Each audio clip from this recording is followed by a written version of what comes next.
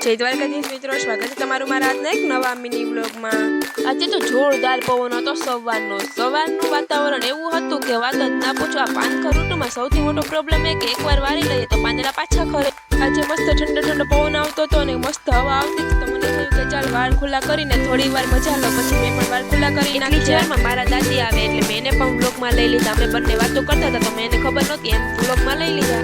એટલી જ વારમાં જેની પણ આવી ગઈ તો મેં એને કીધું કે ચાલ તું પણ બ્લોગમાં આવી જા। એની વાર સાથે થોડી વાર મસ્તી કરી લીધી। પછી મને યાદ આવ્યું કે ઘરનું બધું કામ બાકી છે તો મેં ફટાફટ ઘરનું બધું કામ કરી નાખ્યું। એટલે જ આપણા કપડાં પણ સવારના ધોયેલા હતા। પછી મેં કપડાં લઈ લીધી। એક તો કપડામાં એટલો વજન અને બીજો ફોનમાં એટલો વજન, માન કરીને કપડાને ઘરમાં પહોંચાડ્યા અને પછી સકેલવાનું કામ ફટાફટ કરી નાખ્યું અને કપડાં સકેલીને પછી ફ્રી થઈ ગઈ।